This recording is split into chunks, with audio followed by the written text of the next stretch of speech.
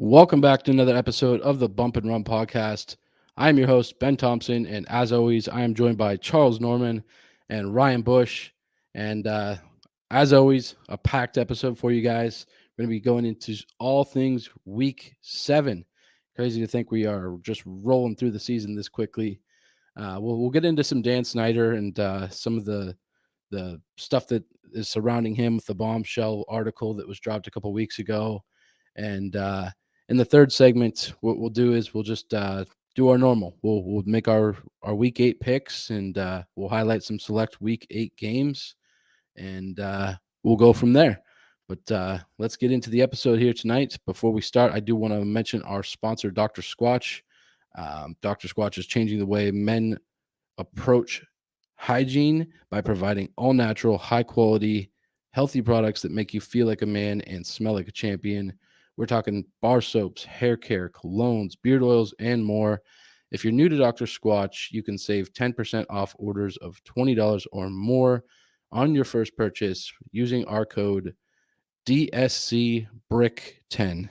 Once again, that's DSC Brick 10. Go ahead and get yourself something. I know we're using it, we're loving it. So shout out to Dr. Squatch. But let's roll into it here tonight, boys. Quite a week 7 we had. Some of the games that we highlighted last week didn't necessarily turn out the way we thought they would. But Charles, I feel bad almost because you had Cardinals written down, and then we throw up the graphic and everybody's all on the Saints, and here he is pulling it up. Yeah, so you're on mute, Charles. Just so everybody can see, I had Cardinals here. Wait, and then I crossed them out. Went with Saints, crossed the Saints out, then put an X next to the Cardinals and circled the Saints. You were tiptoeing on that fence post, man. But I thought the Cardinals would win. I just should have stuck with it. Right. Yeah, I'm starting to feel that way about some of my picks. And that was your first Thursday night loss, I think, because you won everyone since the Browns and Steelers. Yeah, I've been rolling on Thursday nights. But you guys got me this week. I fell to I think it was 6-8 this week, and you guys were 8-6. So we'll get that up here shortly. We're not going to pull that up right now. I know Bush is anxiously waiting because his ass is finally in the lead. But let's talk about that game a little bit from Thursday night, man. The only thing that I can really think of is when I think about this game is that just poetic dive into the end zone on that pick 6 of Andy Dalton, and he's just shown slowly unbuckling that chin strap. But yeah, I would say I didn't really expect it to go that way, but I think when Andy Dalton's in, man, he's rough in the prime time. So, Bush, your takeaways. Yeah, Andy Dalton's had a rough go at it in prime time. I think that's been the MO throughout his career. But, those two picks he threw, those two pick sixes rather, that he threw before the half changed the game. I mean, after that, they really had no shot. I got to tell you, I really like Chris Olave. Man, he is going to be an absolute stud. One thing I do want to point out, though, is Kyler and Cliff Kingsbury getting into it on the sideline a little bit during the timeout there. And I don't know how this looks. If you're Cliff Kingsbury and your star quarterback, if you even want to call him a star, approaches you and tells you to literally calm the fuck down, if you could read his lips, and he just kind of stands there and takes it and doesn't really give much back to him. How do you feel if you're a JJ Watt or anybody on that team who sees that and thinks, all right, is our coach going to stick up for himself and put this kid in his place, because he clearly didn't do that there. But that was a win that the Cardinals absolutely needed to get back into things out there in the NFC West. But I don't know. I still think that there's a lot of dysfunction offensively for them, and they still have a lot more they need to clean up. Yeah, certainly with having guys down like James Conner and Hollywood Brown. I mean, Benjamin looked pretty good. I know, Charles, you had added him in fantasy, and what he scored, like 23 fantasy points or something. I took him, and I think I just took them the top 2 teams the last 2 weeks. You did. Them Johns are coming back into it, huh? Yeah. Yeah. So, not exactly what we thought for Thursday. I mean, Charles, like we mentioned, he was kind of on the Cardinals, but thought it might be a better idea to roll Saints. But, you never know when a couple teams like that match up. It always seems to go one way or the other. But, looking forward, let's talk some Cowboys and Lions. I was actually off on a Sunday for first time in a long time. It was Jenna's birthday, so we all got together, just hung out, watched football. But the game that we had on was that Cowboys game, Bush, and you guys come away with a 24-6 win. I can't help but feel like you got to be a little bit happy about this, huh? Oh, absolutely. I mean, anytime you pick up a W, it's a good feeling. I wasn't able to watch the game live, unfortunately, because we had the Giants and Jaguars on here, so I was keeping track of it on my phone. But, I think the Cowboys did exactly what I expected them to do with Dak coming back into the fold. I certainly wasn't expecting him to throw for 300 yards and 3 touchdowns. Um, I think he got away with a couple of throws he made because he easily could have thrown 2 or 3 interceptions that were dropped by Detroit's secondary. Um, but I think that they're sticking with their winning formula, and that's the ground attack that has looked very good. And their defense got after the Lions. I mean, don't get me wrong, Detroit hasn't necessarily looked the best here the last couple of weeks offensively, but let's not forget they were the number one scoring offense earlier in the season. And, Dallas came right out and shut them down. I mean, 5 sacks, 2 interceptions. They've really stuck with this good winning formula. And now we've got Chicago coming to town on Sunday afternoon. So if the Cowboys can come away with a win against Chicago on Sunday and they go right into their bye sitting at 6-2, I'd be feeling pretty good about them.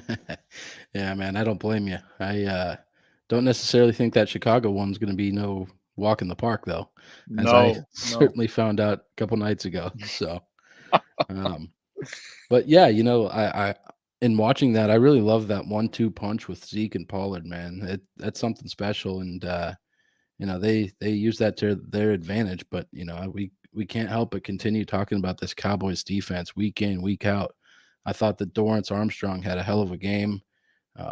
Everybody on that front did for sure. But yeah, the thing that really stuck out to me was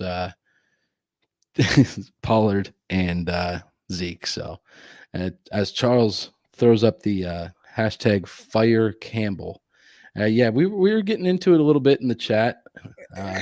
And Ben, you're 100% right. And this is not about what we're talking about now, but what we're talking about in the texting is that he's had these boys in the game. I mean, Bush painted a different picture of the game than what actually happened. You didn't actually, I'm guessing you didn't see it while it was happening. And I think you probably might have felt different because Detroit was in control of that game. They were, yeah. They were in control of that game. But again, and we've given this coaching staff all the praise. They've been in every game except for the Patriots one this year. But you don't get paid to be in games; you get paid to win games, and they're not doing it. I think that what are they 1-5 now, and their only win was against the Commanders, which they had a really good win this weekend against the Packers. But I'm not too impressed with Dan Campbell. I'm not too impressed with their defensive staff. But I can't blame Dan Campbell for Jamal Williams fumbling at the one.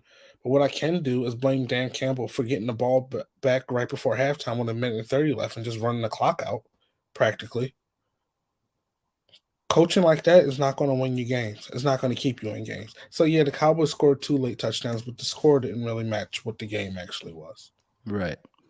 Yeah, no, I kind of got that general sense from it as well. And, I know I had said, Campbell's changed the culture there. He really has. And, you're kind of like, well, is it going to be sustained change? Well, he's changed the culture. He's changed part of the culture, I can say, because it's still a losing culture. Right. They're still trying to fight and claw and scratch their way back. They're just losing in different ways. So all the fighting and clawing and scratching, yeah, that's great. But if you go to your job and it's like, oh, I almost did what my boss asked me to do every week. Right. What happens? Now, you don't have millions of people chanting "Fire Ben," but you're going to get fired. And they don't chant. Yeah, exactly. But I'm just thinking, like, if they can get, another coach in there, somebody that can actually those little stupid mistakes that they make are costing them games. And somebody who can clean that up. I don't think Dan Campbell's that person. Now, is he a coach that I would love to run through a wall for? The way he gets down there, I think he's a great cheerleader. When it comes to strategy and all that, he don't got it. Right. Yeah, you could be you can be the guy that gives the fiery speech in the huddle and, you know, give the rah-rah speech in the locker room and, pump the guys up. But, at the end of the day, when, you know, it gets real, you got to come away with those wins. So, yeah, no, I certainly agree. I think that, like we said, the Cowboys look good, but, the Lions they were in that game and, they let it get away from them. I think if they score that touchdown, it's a totally different game. Because Dak didn't look too hot in that game. And in the running game at points, I mean, there was a 3rd-and-1. I think there was 2 3rd-and-1s that Detroit just completely stuffed them on. Yeah. In that game early. And, I mean, the running game opened up, but it wasn't. The final score does not really tell a story of that game. No, it doesn't. I mean, it was a 6-3 game almost up until about 10 minutes in the 3rd quarter before Zeke punched it in. So, yeah. Obviously, I didn't watch it live. This was just what I got based off of the highlights, which are obviously going to make everybody look good up until a certain point. But, yeah, eventually the Cowboys came out and showed the team that they really are there in the 4th quarter. But Detroit has so many self-inflicted wounds. That's their biggest problem. Mm-hmm. Yeah, and we'll talk about that a little bit too with the Packers here coming up, who also lost this weekend. But let's move on and talk about a game that you did see, Bush. So let's talk a little bit of Giants over the Jags. I went Jags. You guys were on the Giants yet again, and Giants come away with it, man. So, Bush, your takeaways from the game and how great Daniel Jones looked this weekend. He looked excellent. I mean, he had an excellent first drive when he threw that deep ball to Darius Slayton into the end zone and came away with a touchdown there. He had 307 total yards on his own between throwing the ball and running the ball as well. So I think what you're starting to see is Brian Dable using Daniel Jones kind of the same way he did Josh Allen up in Buffalo. But Daniel Jones did his job. He threw 2 touchdown passes, I'm pretty sure. Saquon looked very good as well. They're just winning football games. They're finding ways to win games. That's not something the Giants can say that they've been able to do much of over the last 6 years since they've been to the playoffs. So they made an excellent stand there on the goal line just before the game ended. I mean, they played that literally perfectly. They put 3 defensive backs right on the goal line and absolutely boxed Christian Kirk out. So I thought that was very well played fundamentally. And then I noticed some of their jumbo formations there at the end of the game to try to run the clock out. Very creative in the ground game as well. I mean, not a lot of people find the run game to be very exciting, but when you align your offensive linemen in a certain way, and you've got those big guys in there, and you've got your tight ends and your fullbacks, and you're able to come out with these monstrous formations and just grind out yards. It's very impressive. So, I think that they have been the biggest surprise in the NFL this year, and I think it's a pleasant surprise. Yeah, and I think they got a couple more winnable games coming up here. I know they got a tough one this weekend with seemingly this good-looking Seahawks team.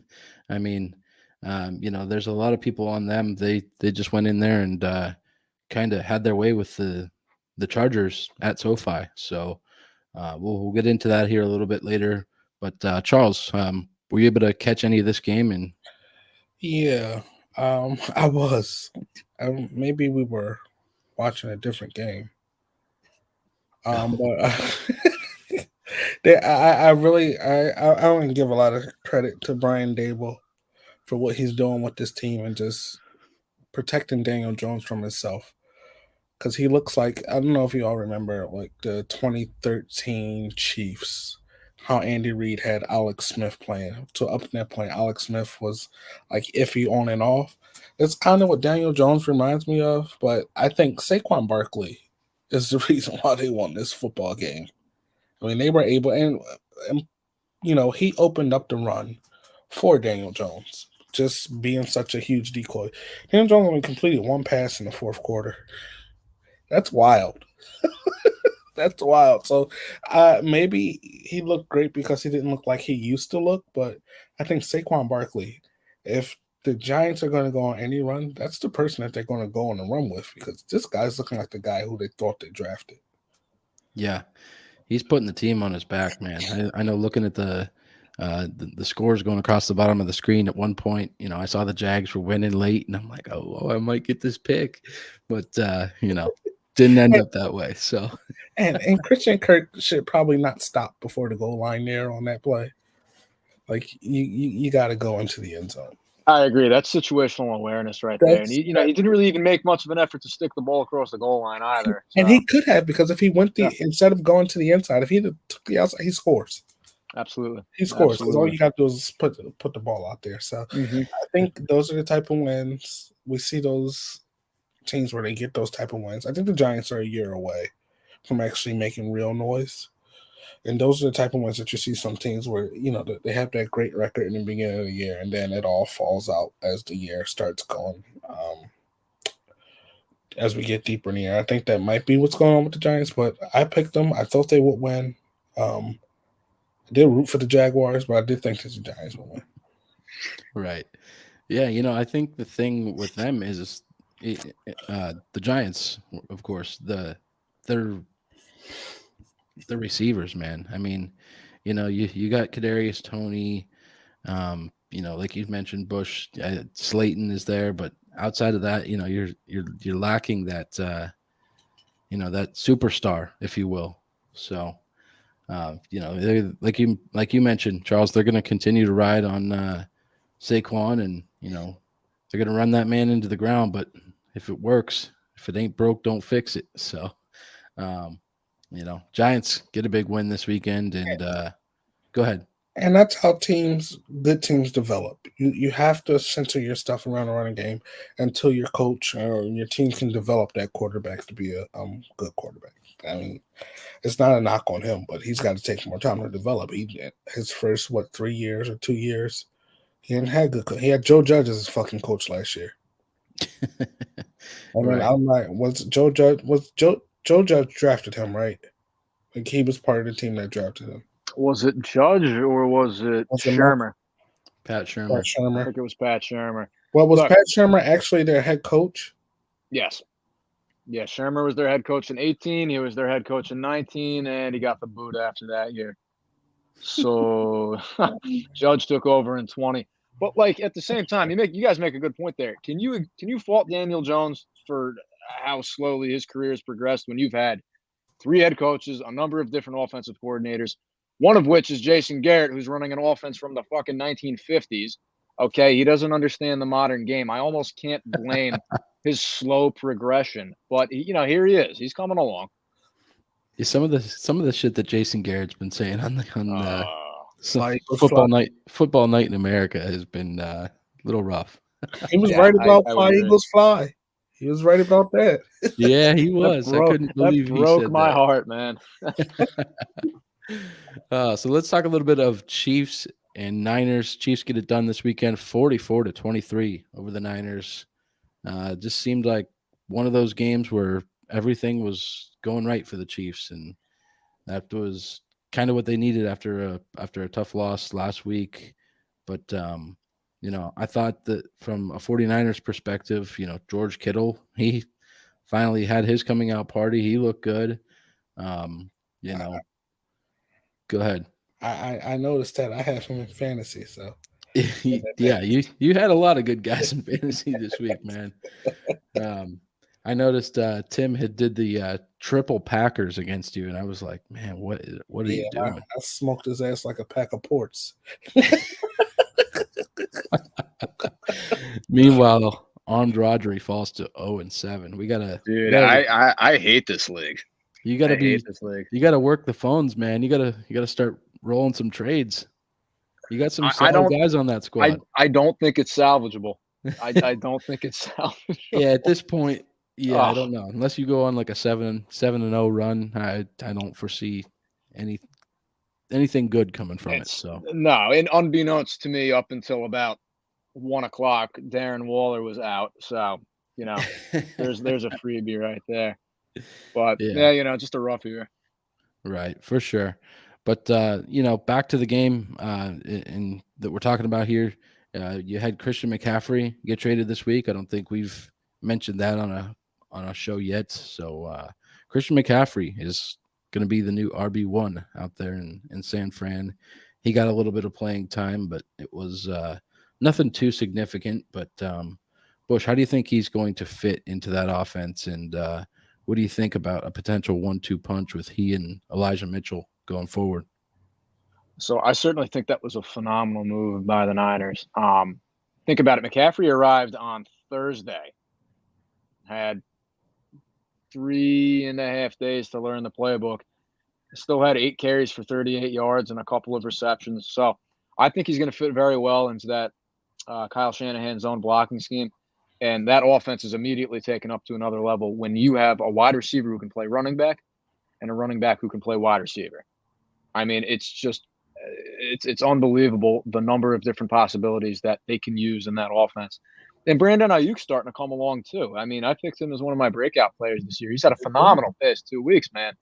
So I think that McCaffrey will only elevate that offense. But, Charles, you can speak to this probably a little more than I can. The Niners are a really confusing team to start the year off. I mean, Every I year, feel like, yeah, dude, I don't get it. I don't get it because they go on a run like they did last year. They end the year 10-7. They beat Dallas in the divisional round and then almost go all the way to the Super Bowl. But, when they're losing to team, I expected them to put up a better fight against the Chiefs than they actually did. And they hung in there for a while. But I think that third down pass that Mahomes completed to Valdez-Scantling down the field, that was the dagger for Kansas City at that point. So while I do think McCaffrey will help them eventually, they need to find ways to win these games because they're just losing in the most unexplainable ways, and it's infuriating if you're a Niners fan, I'm sure. But I don't know. They got to figure it out. they had no shot of winning that game. Like, No, they didn't. They didn't. the Chiefs weren't losing two in a row after that heartbreaking loss last week. I mean, that close loss last week. They weren't losing to the 49ers. No. Yeah, no. I didn't expect them to win. I don't think any of us even picked them. Like, No, we were all Chiefs. And then there was too much hype about that running back that came from Carolina. I mean, okay. And I know everybody's talking, well, he got the playbook and read it on the on the flight. plane. Okay, whatever. He's in the National Football League. Like, you're running and catching. Yeah, right. Let's be real. You're running and catching. They're not throwing any exuberant out of the box shit at him right now. He's running and catching. Right. Yeah, no, I think he'll fit in nicely out there. They'll be fine. They'll be fine. I do think that, like you said, Bush, that's gonna it'll only elevate their game. It'll make everyone else better around him. He's a weapon. He's somebody you got to take care of. So that's going to take attention away from some of those other guys. You got Kittle, Debo, Ayuk, like you mentioned. So I think the Niners are going to turn it up here moving forward. But tough loss this weekend. Did Garoppolo get benched or did he get hurt? I think the game just got out of hand at one point, and Shanahan said that. He's like, nah. I was watching the NLCS at that point, so I wasn't really. I mean, look, the Eagles had a bye. You might as well, man. I'll be honest with you. I barely watched any football this weekend, and it felt good not to watch any football because the Phillies were on, so I was worried about that. Well, how about the week that you have coming up, man? Boy. You got the World Series. You got Steelers game, and then what do they play next Thursday against the Houston? And then so they play on Thursday. On Thursday, I'll be from Malaysia and I are flying out to Dominican Republic. So you got a nice couple of weeks ahead of you. So I'm hoping it all ends well. Yeah. Yeah. Well, if the early goings are in any indication, I think you're in good shape, my man. So let's round out the rest of our highlighted games here, talking about the Bears and Patriots. We were all on the Patriots, and got come out with Mac. He plays 2-3 series. Bad interception, which I did see the Did you see that interception. it hit the line? It Yeah. hit the damn sky camera. Was he trying to throw that away? I don't know, but like shit like that's changed the infuriating. trajectory of the ball, though. And then Zappy had his first pick was tipped at the defensive line, and you usually know how that ends. So, but yeah, Zappy gets in. He had a couple nice drives. They scored 2 touchdowns in a matter of 4 minutes. Patriots looked okay in the early goings on defense, but ultimately just let shit get away from them. And it was a tough one Monday night. I texted you guys. I was like, look, Patriots usually have one of these laughers every season where things just get out of hand, and you can't help but just watch the TV and just shake your head like, there's no shot. We're getting back in this one. So, I felt good at halftime. I did. I know I texted you guys. I was like, look, we got a whole nother half, but just didn't quite end up that way. Yeah, that was the last thing I saw because I went to sleep at halftime. So. Bush, your takeaways from the game, man. Yeah, I mean, Ben, I'm sure you saw this as well. Mac Jones is going to be starting against the Jets on Sunday, which I do think is the right move. Look, Bailey Zappi came in and he provided a temporary spark for him, and it didn't last long because they were up 14-10 and then got outscored 23-0 for the rest of the game, which is infuriating if you're a Patriots fan because they were able to move the ball so well and it looked so promising, and it looked like the script rather was about to be flipped, and it didn't end up happening. I just look, it was a tough game. It was rainy. It was your typical Bears Patriots matchup, if you can picture that at all. I think New England will get better from here because it is Mac's team. There's a reason why they drafted him. However, I think they do have a very good insurance policy in Zappy. And they got to get back on the wagon this week against the Jets, who historically they have had great success against. So, yeah, for sure. This is a team that paid Bledsoe $100 million to make him the most highest paid player at that time. If Zappy comes in and does better than Mac Jones, don't trust me. Belichick will trade him faster than you can blink twice. Yeah. Belichick want to win. Okay, yeah, he does. Right now. He's and one of the things is you see the post game presser, and yeah, I just knew like this. This was one of those ones where I'm like, I need to tune into this. Like, this is going to be interesting. And sure enough, he asking him a barrage of stupid questions that he's given one word answers to. It's just like it's comical after a while. It really is. Well, it's really funny how all of those guys talk that way. I watched the one with Judon, the one with Mac, and they're pretty tight-lipped. They don't give any info away. They like, look, I need to be better. We'll look at the tape. We'll move forward, and we'll see what we can do. But outside of that, it's nothing. Nothing like a Shanahan or a McVay up at the podium. Going into crazy detail. It's just like, that doesn't happen. They don't give you a whole lot to build off of. You know what I mean? Right, and the media should know better by this point. But I know that's their job to ask those questions in hopes to get an answer to create some type of story. But, there's not been a whole lot of merit to the talks of Zappy getting a start this week. Like you said, Bush, I think, Mac will be back by, in terms of what Belichick said, that was the goal, going into that game was to kind of test it out and see how it was going to go. And then get Zappy back in there because he's been the hot hand over the last 3 or 4 weeks. So, tough one, but ultimately we will move forward and look ahead to next week. But before we do, I know Bush, you're pretty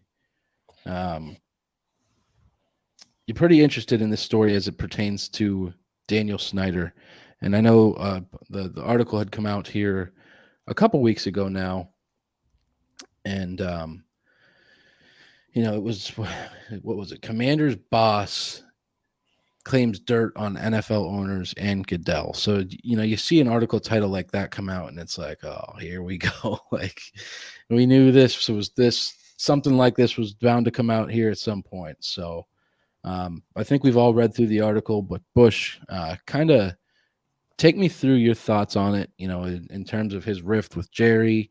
He supposedly has a file on Jerry Jones, has all these private investigators looking into different owners across the league. A wide variety of different stuff going on with Daniel Snyder. I know we haven't talked about him a whole lot, but with something like this coming out, I thought we should kind of revisit the situation a little bit. I just want to know why Dan Snyder hasn't shut his fucking mouth yet. He's only digging himself more of a hole here when you really look at it. He's being investigated by the U.S. Supreme Court, the state of Virginia, and I'm pretty sure the state of Maryland for misuse of financial funds or whatever the hell it is, going back to last season, whether that was merchandising, memorabilia, whatever the hell the issue was there. You've got the sexual misconduct allegations that we've discussed ad nauseum in our previous episodes. And now he comes out claiming he has dirt on several NFL owners, most notably Jerry Jones, Roger Goodell. And then Jim Irsay comes out and says that there is merit to removing him as an owner. If you want my opinion, I think that Jim Irsay is stating the obvious there because there's more than merit. There's plenty of evidence to get rid of him. And I just think that he is the lowest form of scum of a human being. It's unbelievable that this guy still thinks he has any chance at redeeming himself because he absolutely doesn't. There's just no shot in hell that he has any way of fixing these mistakes other than selling the team and going away forever. And then his private investigators come out, or rather his legal team, saying that, oh, none of this happened.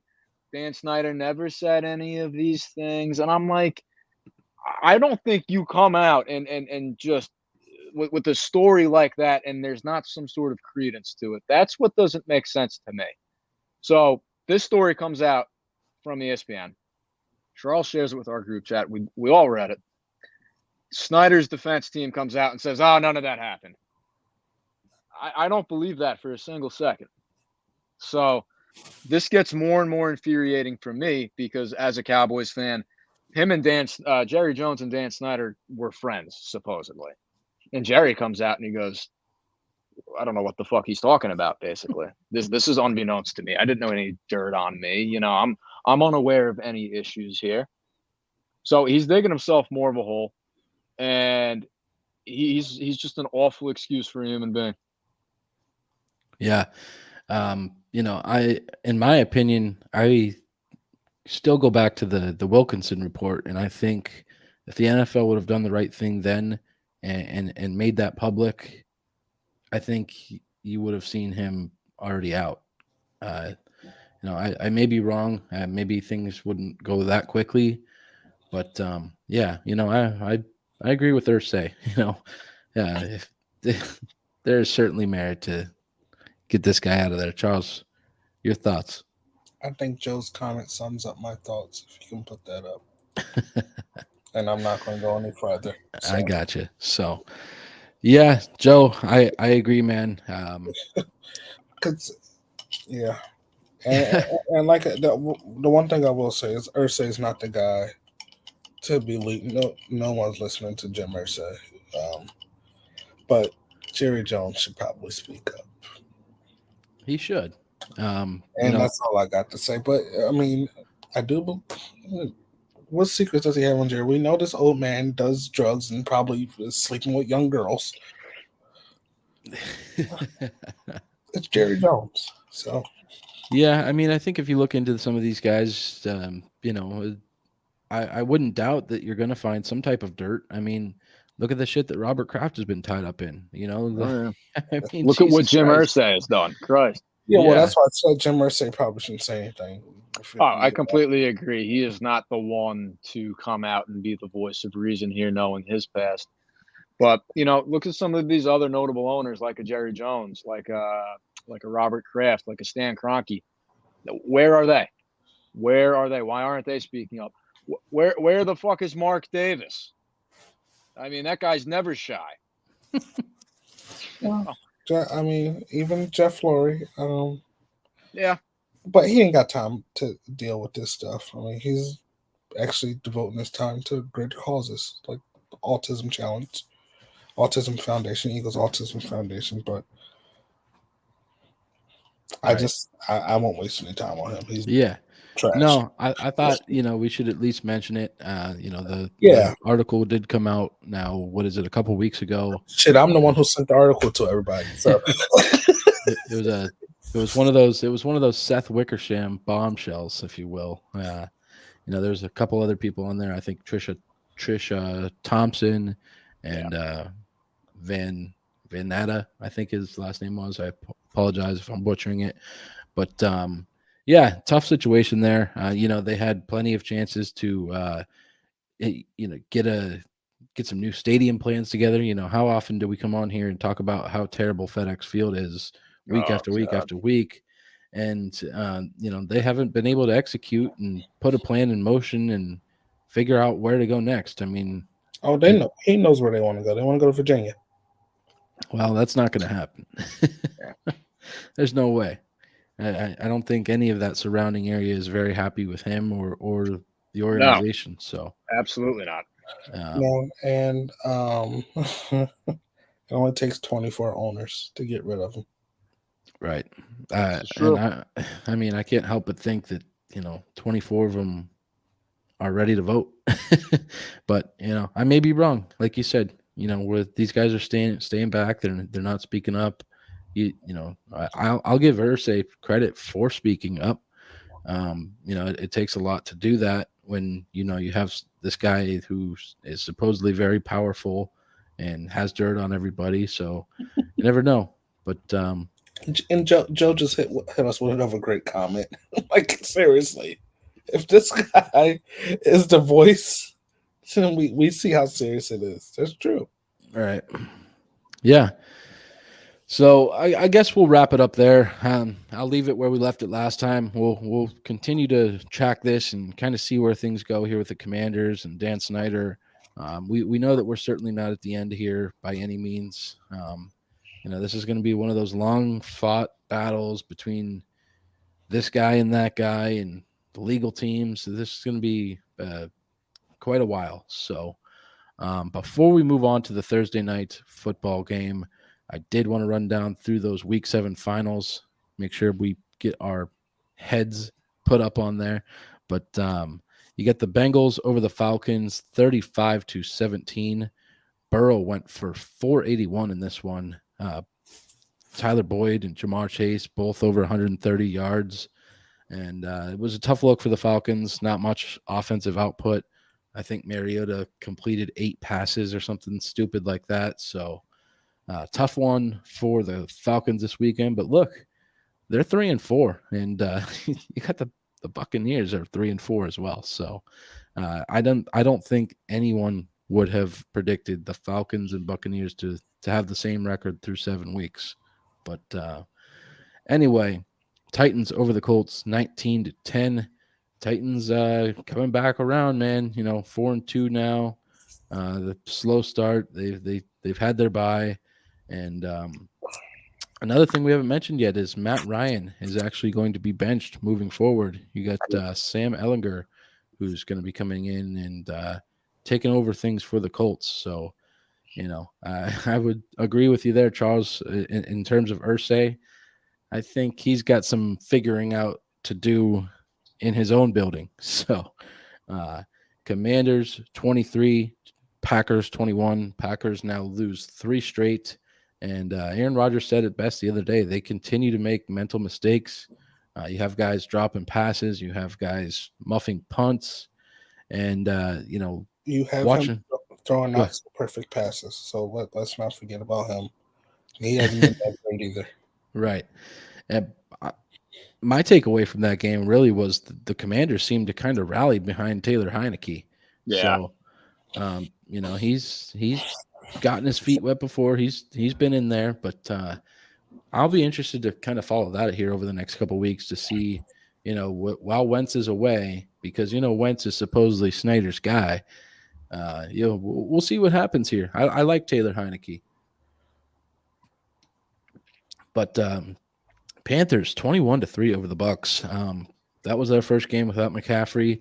Hubbard and Foreman stepped right up, and Buccaneers are looking rough, man. They're 3-4.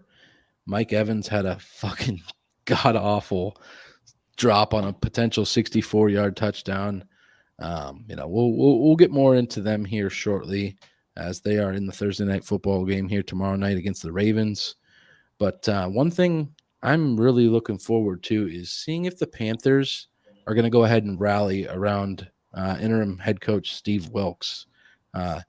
You saw the fallout there with Robbie Anderson on the sidelines, and Steve Wilks is kind of reminding me of like a Mike Singletary type. He ain't putting up with any bullshit. Like, let's get this figured out and start to turn things around. So you never know. Week to week in this league, things change drastically, and you never know what's going to happen from week to week. But Ravens 23 over to the Browns. The Browns 20, rather, excuse me. Browns are now losers of 4 straight. Bush, I know you saw this one. You had to have. Amari Cooper gets called on a tough offensive pass interference there at the end, and then to boot, you had a false start on what was it, like a 55 for 56-yard field goal, which pushed it back to 61, and then he hits that thing, and it doesn't even come close. So Browns. Yeah, Cleveland's got a rough go at it lately. Yeah, they've had a rough one. So Jets 16-9 over the Broncos. Props to you guys for going Jets. I wasn't ready to ride with them yet, but I was Broncos country. Let's ride is where I was at. So Raiders, how about the Raiders getting it done, coming out of a bye, 38-20 over the Texans. Josh Jacobs fantasy owners are happy this weekend after 3 touchdowns and 143 yards. And the Raiders scored 21 points in the fourth quarter. So pretty impressive win by them. Seahawks 37, Chargers 23 at SoFi. And if you don't have Kenneth Walker on your fantasy team, you're going to be regretting not picking him up off the waiver wire. 168 yards and 2 touchdowns this weekend. Tough one for J.C. Jackson, as he is going to be out for the season for the Chargers. And another thing to watch as well is just how the Seahawks continue to rally around Geno Smith.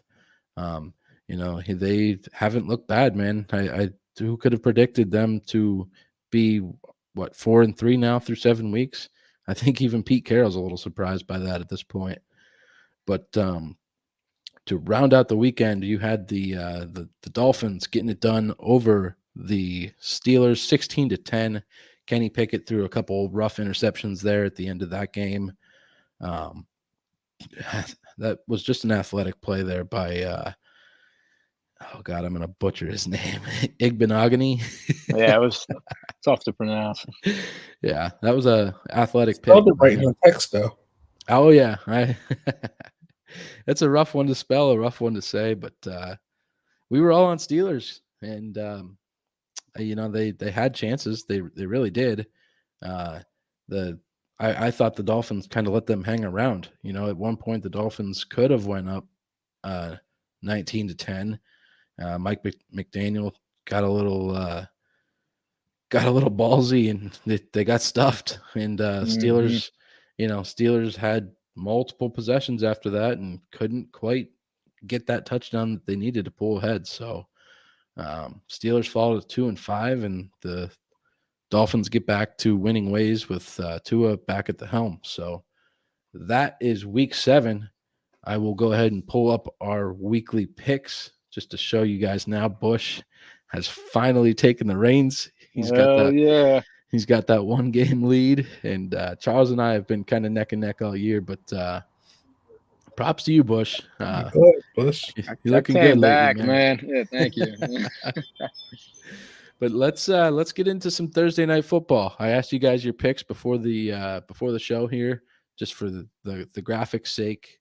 I knew who you guys were taking. I think you guys probably knew who I was taking. So let's talk some Thursday night football here, guys. Ravens at Buccaneers tomorrow night. It's a 1.5 point spread in favor of those Buccaneers. I do not see Brady losing 3 games in a row. I just find that super hard to believe. I don't know. Bush, take me through your thoughts here on going with the Ravens tomorrow night. I simply put, they're the better team. They're the better team. I think Tom Brady looks exhausted, man. I really think he does. That interior offensive line is really struggling. They can't seem to find their groove offensively in their passing game. They're not running the football well. I mean, Ben, like you mentioned, Mike Evans drops a brutal, wide open pass on the post this past Sunday against Carolina. Something's going on with Tom Brady right now, and we alluded to this a couple of weeks ago. We know he's going through a bit of a rough patch in his personal life right now. And I raised the question, how much of that is going to have an effect on him? Is it that? Is it the fact that the team around him isn't very good right now? Because there's a clear difference between Todd Bowles and how Bruce Arians ran that team. And I don't think it's all on Todd Bowles specifically, but he is a defensive minded head coach, and they've had a rough past couple of weeks. The whole team just looks lethargic. And as for Baltimore, I think that, look, they're 4-3. If Lamar is able to correct some of his mistakes late in games, they'll be just fine. So I'm going to roll with Baltimore. Yeah. No, Bush, I can't say I disagree with anything you just said, man. I mean, I'm going with the Buccaneers solely because I don't think I don't see Brady losing 3 games in a row. But like you said, it's different this year. See, things are trending in the wrong direction for him. As you mentioned, things going on outside of football that's probably having an effect on him. I mean, you haven't seen this too much out of a guy like Brady over the years. So, Charles, I knew you were going Ravens before I even asked. I I I think you would probably say the same thing as Bush, man. They're just the better team Well, right now. yeah, fucking people are acting like, what's wrong with Tom Brady? He's fucking 45 years old. Right. What's wrong with him? You get hit a couple of times at 45, the shit don't feel good. Like that's not, and the whole stuff off the field, and just like the Bucks just haven't played as a good team. The nucleus of that team is still there. It's just it's gotten older. Playoff Lenny is looking like Grandpa Lenny right now. Like he just doesn't look good. The team doesn't look good. Mike Evans is busy signing autographs instead of catching football. Like Yeah. they're just not. They're not. you know. Right. And this isn't Brady losing 3 games. It comes a point in time, every time everyone's career, father time comes up. I've never said this about him, but he has looked bad. Yeah. Right. I know you've always been a Brady yeah, a Brady fan. If you, I don't know if that's the right word, Not a but fan, but I've a respected. supporter, maybe. Yeah, I don't I've know. respected. I've never said anything. I remember even in what was it, 2014 when they lost to the Chiefs. I was literally, it's video of it because I was doing my show back then. That after that Monday night football game when they lost to the Chiefs, I had a show that Friday, and I said that they were going to win the Super Bowl that year. That was like week 3 or 4. This is It was, different. it was week 4. Yeah, Yeah. I week have, I 4 have on Monday nightmares Night of that. Football, and I can find that video and show it to our viewers. I said that they were going to win the Super Bowl. Yeah, that was my And then freshman year at Pitt Bradford, man. I yeah, remember watching that game Yeah. in my dorm room, and I'm like, that was the first please, time Andy somebody Reid. save me. That was the first time Andy Reid beat the Patriots, and I said, "This does not matter. They're going to win the Super Bowl at the end of that year." Yeah. No, some of that you can just tell what you're looking at, and right now this is just a rough go at things. And it's not just Brady. I mean, he is the leader of that team, no doubt. But we've been all over that defense, and third string quarterback in PJ Walker looked pretty damn good this weekend. So Yeah. um, you know, Bucks looking to avoid losing here 5 of their last 6, I think it is. So, yeah, if I could change my pick, I probably would. But let's roll with the Buccaneers. I'll get you guys later in the year. But let's pull up. Actually, I won't pull up the rest of the Week 8 matchups yet. Let's just highlight a couple of them that we're gonna talk about. Let's go into Patriots and Jets.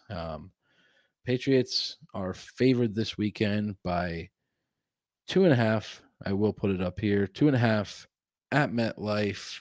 Mac looking to get the start this weekend. I'm going to roll with the Patriots. I think they get back on track here. Um, you know, hopefully Belichick has a plan in terms of keeping Mac in the game. But who knows? Week to week with this guy, things change so much that it's just like you never know what to expect. So, we all talked about it and remember when Jonas Gray had that breakout game against the Colts, 4 touchdowns out of nowhere, and then nobody ever hears from him ever again. So, um, I'm rolling with them. I know the Jets are hot. They won 3, 4 straight or some shit like that. But let's go Patriots this weekend. Bush, who you got? Yeah, I'm gonna roll with New England as well here. Yeah, the Jets are riding a hot hand right now, but Belichick just consistently is able to one up them. And I think that this loss on Monday night has really motivated them a little bit more.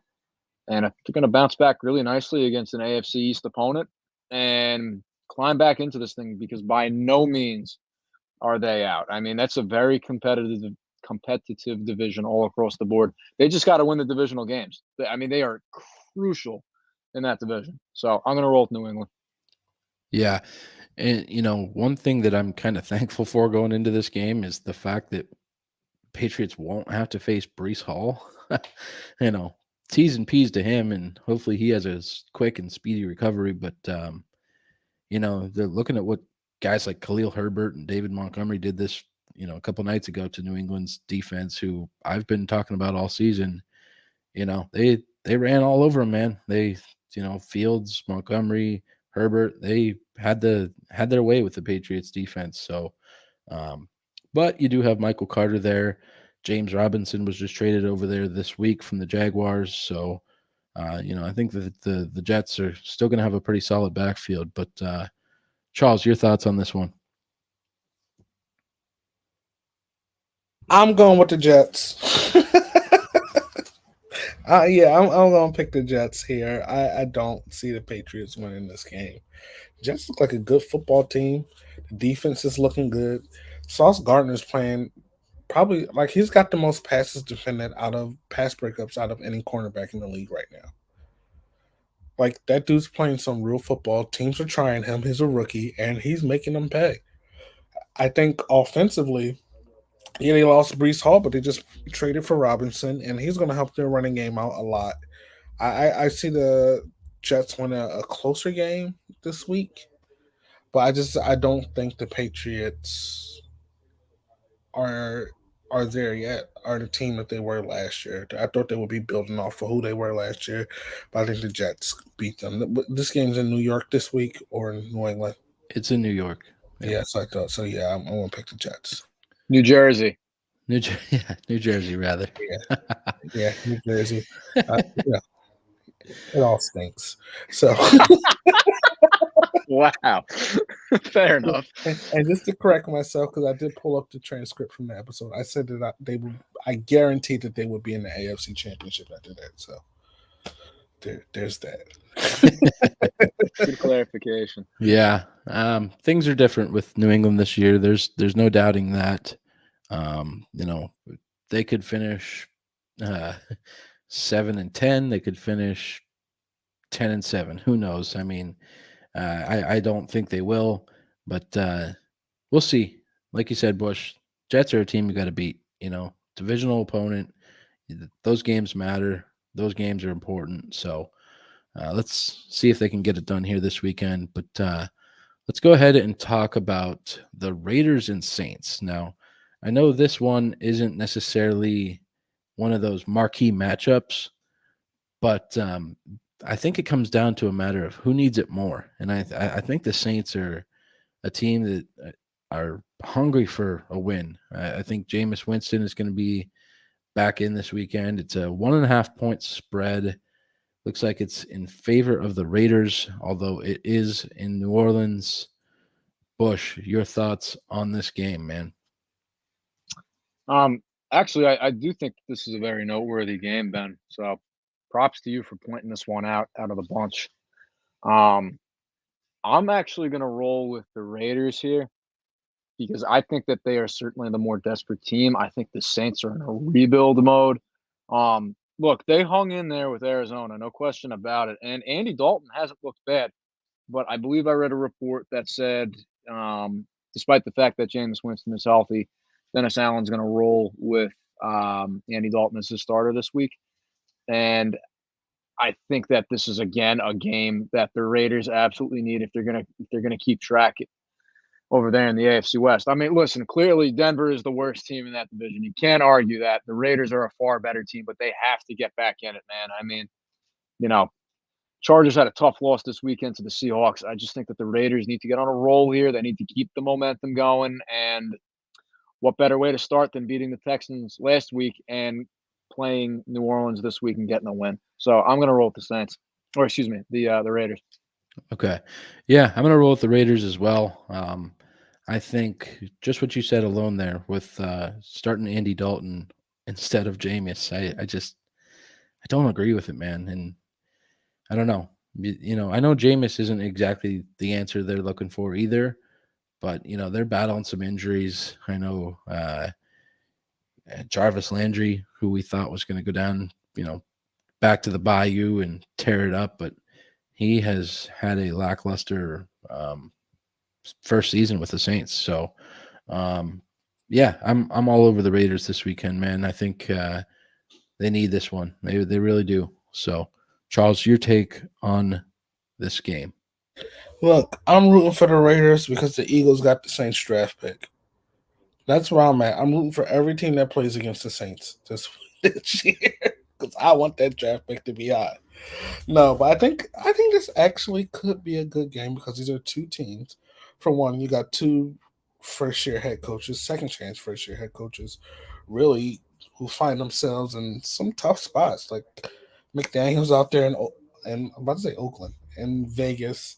The Raiders ain't looked too hot, and last week they looked a lot better. But I'm just thinking there were a couple of games this year where I thought that they should have won. And then I'm looking at the Saints where I remember when Mike was on the show, he just he was when we went through the schedule, it was like when. And I'm looking like I Right. actually saw that video, and that's because I was cleaning up some stuff on my computer. I saw the video, and my face was like, what the fuck schedule is he looking at? And I remember saying, your head coach, I don't think is going to be good enough to keep your team. Put your team on that type of record. So, I won't pick McDaniels.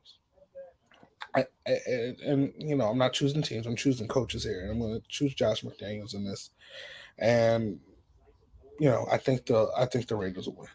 Yeah. Shout out to Josh Jacobs for the game that he had last week. Right, for sure.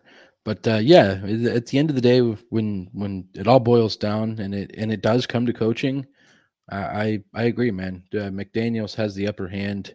He will scheme some shit open, as you would put it. So I think Devontae Adams is going to continue his success here in the early goings with the Raiders. But yeah, let's all roll with the Raiders this weekend.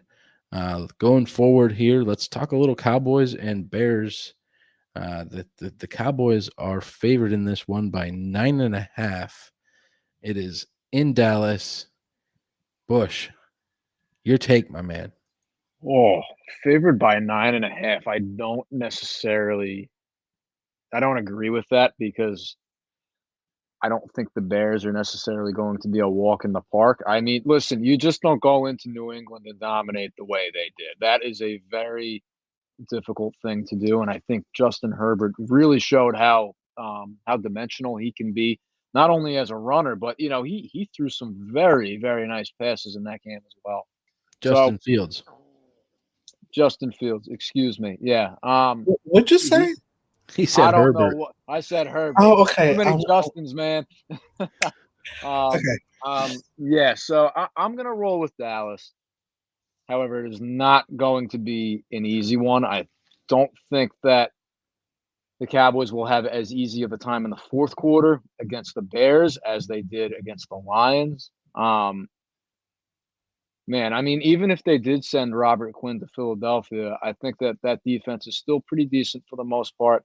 And I think that Dan Quinn will have a pretty good idea of how to contain Justin Fields in the pocket because that's going to be their biggest issue. Because if Justin Fields gets outside of the pocket, they are fucked. I've seen it way too many times with the Cowboys and scrambling quarterbacks. They just get beat outside the hashes. It's absolutely maddening. Yep. So That's the same I'm going shit to that take the happens with New Cowboys. England, man. Yeah. Yeah. Same shit that happens with New England, man. I always dread going up against guys like Lamar or Justin Fields or even Mahomes. We see the bullshit that he pulls when he gets outside of the pocket. Oh, But yeah, I'm gonna roll Cowboys as well. I'm not pulling for the Bears here to get two road upsets. 2 weeks in a row here. But I don't think it's no 10-point game. I think it'll be closer than that. Hell, I might even put a wager on the Bears plus 9.5. So, Charles, your take on this one, man? I think the Cowboys will win, but if the Bears come out and run the ball, they're gonna run it all over the Cowboys. That you saw it in the Sunday night game against the Eagles. I know they just got Hankins, if I'm not mistaken. Jonathan Hankins. Yeah. Hankins, yeah, which is going to shore up the middle of that defensive line, that interior line, which will help them. But if they come out running the ball against the Cowboys and get St. Brown involved, this could be. It won't be a 9.5 point game unless it's like a garbage time touchdown in the end. I can see the Bears covering, but I'm going to pick the Cowboys. I think this will be a game where we'll see, Dak come back to Dak because the Cowboys aren't going to stay to running the football. They're paying them too much money. They're going to pass the football. They want him to win the games. They don't want the running backs to win the games.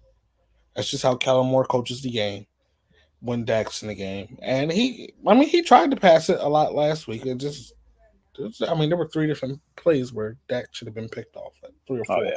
Where he should have been. So, Easily. but I think, would I be surprised if the Bears won? Not at all. But they got to run the ball. Yeah, that's what they did for success against New England. So let's keep it moving here. Let's talk a little bit of 49ers and Rams. This always seems to be one of those marquee matchups that you love to watch on Fox in that afternoon slate of games. But before I give my pick out, I'll toss it over to you again, Bush.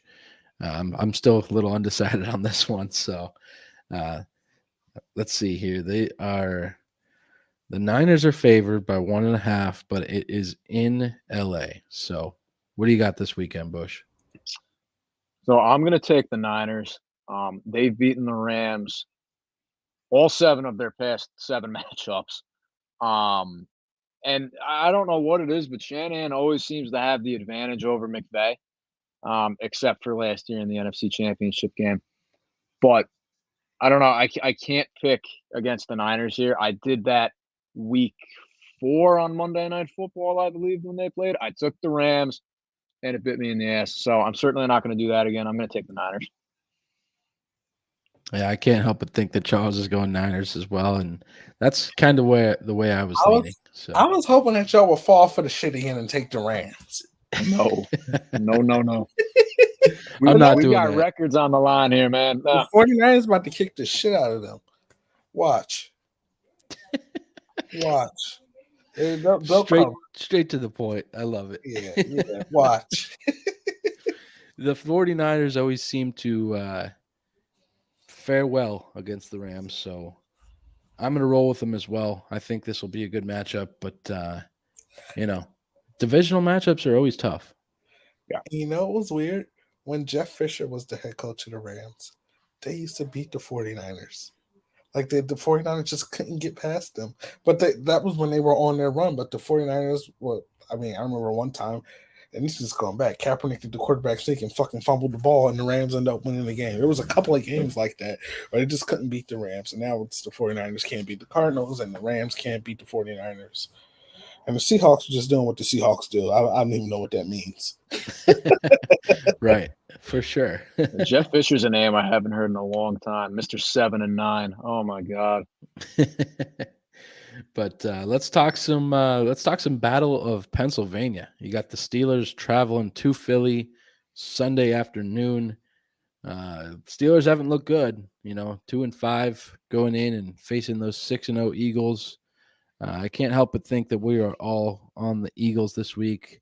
I was watching a segment last night on NFL Players Only, and they were going through the Eagles schedule, and there seems to be a pretty big belief that your squad could get to like 11-0 before hitting that first loss, Charles. So I'm rolling with the Eagles this weekend. I'm sure you guys are as well. Is week 12 when they play the Packers? I forgot exactly who it was. Week 12. But, they're not losing. Because that's a Sunday night game, I'm pretty sure. We're going to kick. And it's in Philly, too. I might buy tickets just to go put middle fingers up at Aaron Rodgers. Aaron one and done. One and done. Hey, we got to get shirts made with Rodgers on the front that just says Aaron one and done. Yeah, a little bit more family friendly than fuck Aaron Rodgers, right? You're right. I mean, that was what I thought would be on the shirt, but I haven't said that for a while. That felt good. Yeah, I'm going with the Eagles. But they just, I mean, I was in the office when the trade news broke about Robert Quinn, and I was like, if he can get back to half of his form from last year, which he hasn't, he hasn't shown up on the stat sheet this year, but he hasn't really played bad. No, I completely agree. Yeah, and they're just adding to that pass rush. Damn, I like Kenny Pickett, but they're gonna fuck him up this week, and I'm gonna enjoy every minute of it. I missed the Eagles last week, and Right.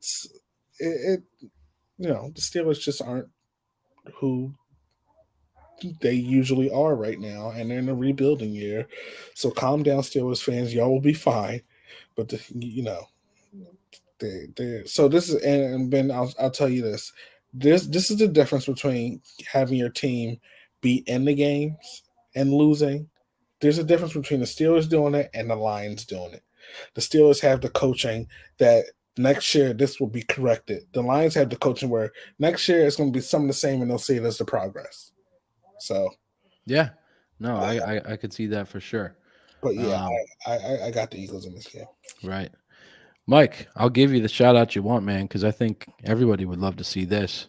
But we were just talking about you a minute or two ago and how you were on the show and you're running down through the Saints schedule saying win, win, win, win, win. Well, look where that's got you. We'll get you on an episode here soon to talk state of the Saints. But Bush, your take on the Eagles and Steelers. Yeah, really not too much to say about this one. I took Pittsburgh last week, and I'll be completely honest, Kenny Pickett impressed me on a few different occasions because they hung in that game pretty nicely. But as I've seen firsthand, Philly's a whole nother animal, and that RPO game that they use is going to give Pittsburgh's defense fits.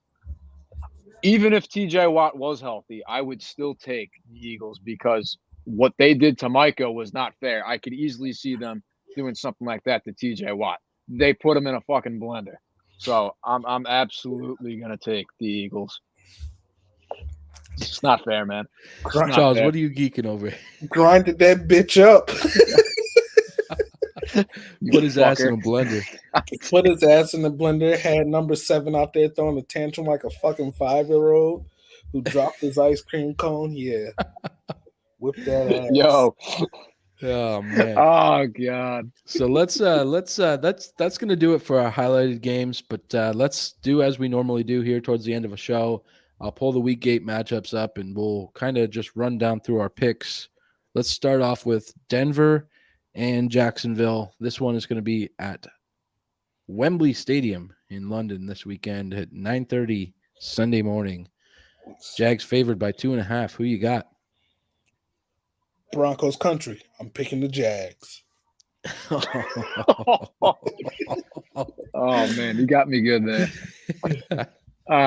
Yeah, I'm taking the Jaguars. Fuck the Broncos.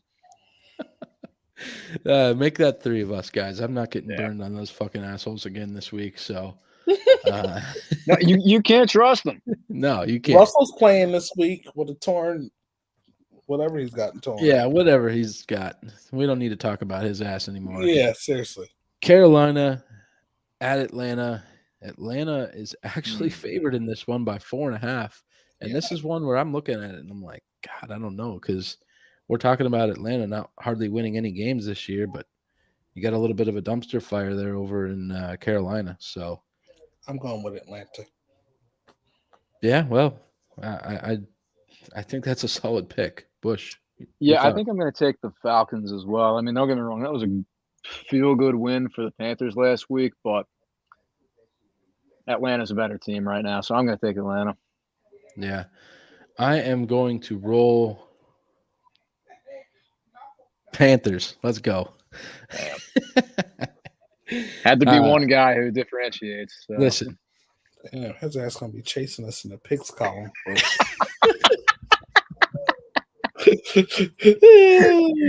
Yeah, we'll see about that. I had the early lead. We'll see if I don't squander it. But let's go with Steve Wilkes and that Panthers team. I'd like to see them, rally and get another dub in division here on the road this week. So let's roll with the Panthers. We've already talked Bears and Cowboys. Let's talk a little bit of Dolphins and Lions. The Dolphins only favored by 3.5. This one will be in Detroit. But I think that I know the direction we're all going here based off of the conversation that's already been had. Dolphins going to bite them kneecaps. Right. Yeah, I'm going to take Miami as well. I just think Detroit's on – they're really skidding right now. This is too much of a losing streak, I think, for them to overcome. And Miami's a very good team. So I'll take the Dolphins. I agree. I think Miami kind of gets back in the saddle here and picks things back up. I don't think they're going to win this game by a ton of points.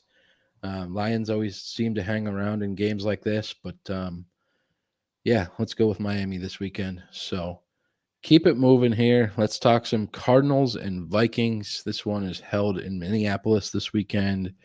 3.5-point favorites for the Vikings. I don't know about this one, man. We got a lot of close ones this week. You going Vikings or? I'm going with the Vikings. Yeah. Bush. Yeah, I'm going with the Vikings too. Fuck Kyler Murray.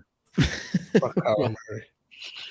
Seems like that's your MO over the last several episodes. My two MOs are fuck Denver and fuck Kyler Murray. So. Midget man. Midget man. Oh wait, I don't think we're allowed to say midget.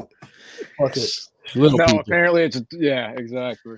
Yeah, didn't I saw a lot of Call of Duty memes last week as it related to Kyler Murray. Yeah. But yeah. Let's roll with the Vikings this weekend. I like that pick as well. Raiders Saints, already talked about it. Steelers Eagles. Let's go Titans and Texans. Divisional matchup in Houston. Titans only favored by 2.5, which is kind of strange. But again, it is a divisional matchup. I'm going to roll with the Titans. Same. Yeah, I'm going to take Tennessee as well. Like I said, quietly getting back to 4-2. I think they're starting to figure things out. Colts seem like they're in a bit of trouble. So I'll give you that prop there, Bush. I think you were the one that picked the Titans to win this division. So things are trending in the right direction for them. I'll be interested to see how the Colts play this weekend with the young kid in Ellender. Speaking of which, Commanders Colts in Indy. Colts favored by 3. You got Heineke at the helm for the Commanders. Who you guys got? I'm going with Heineken and the Commanders. That seems like a fair pick. I'm going to roll with them as well. How about for you, Bush? I'm going to take the Commies in this one. I just think that Indianapolis has too many question marks offensively, and Christ, what a win for Washington last weekend against Green Bay. So I'll pick them this week. Yeah.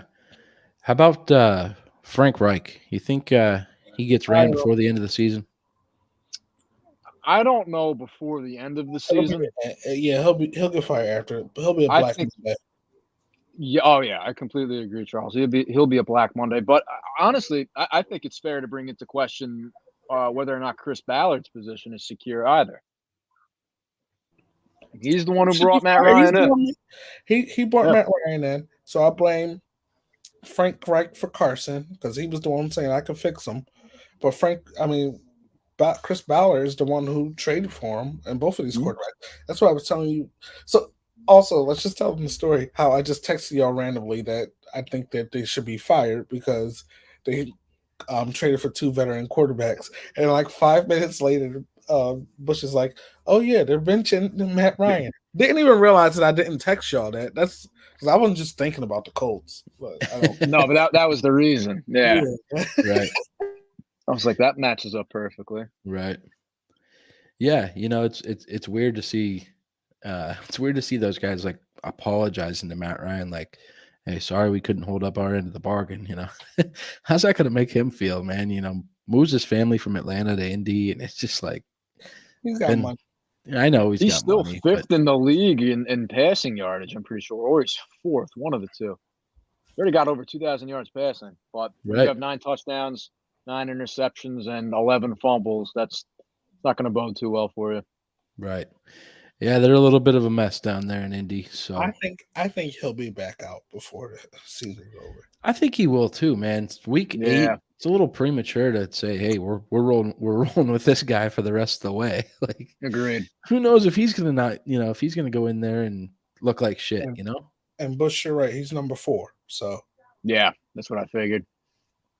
So let's go Giants and Seattle. This will be a close one. Seattle is actually favored. They are at home. They're favored by 3. Giants underdogs 2 weeks in a row.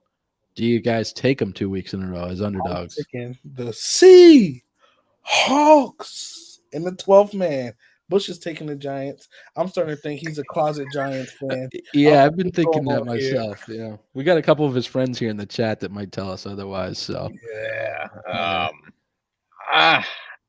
look, I've rolled with the Giants in every game this year except for 2. I'm going to go with the Giants this week. However, I do think that this will be their toughest test of the season so far because Seattle's a good football team. Their toughest test they lost. Yeah. Yeah, think about that. Okay. Oh, well, okay. That just made argue that. My second favorite team lost to my first favorite team. Yeah. Yeah, and I was there. Yeah, right, exactly. Yeah, I've gotten burnt by the Giants here a few weeks in a row. I'm gonna roll with them, man. I think they look good. I know the Seahawks are looking pretty damn good as well, but it just seems like one of those games that the Giants pull things together here and get a huge road victory because it's tough to go across the country like that and come back with a W. So let's see what the Giants are really made of here this weekend. If they lose, I won't be too super disappointed or surprised rather. But yeah, looking forward to a good matchup here. I'm excited that we've got 15 games this week instead of 14. So only 2 teams on a bye this week. You got the Chiefs and the Chargers on byes. Let's talk some Sunday night football. This seems like a little bit of a no-brainer here. Packers think they can make it 4 losses in a row going into Buffalo? I'm going with the Packers because I think Aaron Rodgers is actually going to come out here and with all his receivers that he has, I'm joking. I'm going with the Bills. I couldn't even make up some shit. I knew that was coming, man. I couldn't even make up some shit. Yeah, it's tough to pick a team like the Packers right now against anyone, honestly. Yeah, I'm going to take Buffalo here as well. Did you guys see Rodgers' comment? I think it was yesterday. He's calling out his receivers. Yeah, he said they got to stop getting playing time. Yeah, right. And I don't know. In my opinion, when you make a comment like that, you are commenting on how another man does his job and how he's making his living. I think that your receivers will start to resent you after a while when you talk shit like that. So I think Aaron needs to be a better teammate because he hasn't been the best either. Absolutely has not been the best. He's not going through his progressions. He's dumping off. He's not looking down the field. So I think for Rodgers to sit here and put all of the blame on his receivers is ludicrous. And they're I'm blaming putting it all on the David Bakhtiari being gone. Look, Maybe man, if it your ain't offense just is in him. shambles because of one lineman, you've got problems. Yeah, exactly. Yeah. I'd So, love to see the Packers just completely tear things down and restart. You know, Just the give him the old Yeller treatment. Shoot him in the back of Lambeau Field. yeah, there's a couple surrounding neighborhoods there about 50 yards from the stadium. I think one of those neighbors they might be in the oh mood my to pull God. off a little something like No, that. So just send him to his family. They'll do it. yeah, well, he take a little ayahuasca and he starts to see things more clearly, if you will. Probably on Yeah. cocaine. You know. Well, things haven't been going too great for Rodgers in the pack this year. I'll roll Bills as well. I think Josh Allen has another field day, and this seems like a huge game for that Bills offense. I know Diggs has a tough matchup in Jair Alexander, but this could be a big one for Gabe Davis. Yeah, So my boy Gabe. My boy Gabe will start. for So sure. we'll go. But what do we got? One more game here. Bengals Browns Halloween night in Cleveland. Browns are underdogs at home, 3.5-point AFC North battle. Who you rolling with, boys? The Bengals. Yeah, I'm going to take Cincy. Shout out to Joe Burrow, by the way. Got me almost 40 points in fantasy. I put up 172 points on my brother. Absolutely whooped his ass. He's going to listen to this and be pissed off, but that's too bad. I took the Giants, so he should be happy about that. But yeah, I'm going to go Cincy. Yeah, that evens it out, right? Oh, yeah, absolutely. Yeah, I got to go Cincy as well. I think Jamar Chase was the one that said it best this weekend. I think he said something along the lines of, "Hey, if we start to turn it up, no one can stop us." So I think if the Bengals start to get things in order here and really put their foot on the gas pedal, I think things are going to start to look up for them. I know we talked about Zach Taylor potentially giving away the play sheet here a few weeks ago, but I don't know, man. I just it's the Browns. The Browns is the Browns. They're 2-5. Like I said, I was in that stadium a week and a half ago, and could hear a pin drop on third down. So,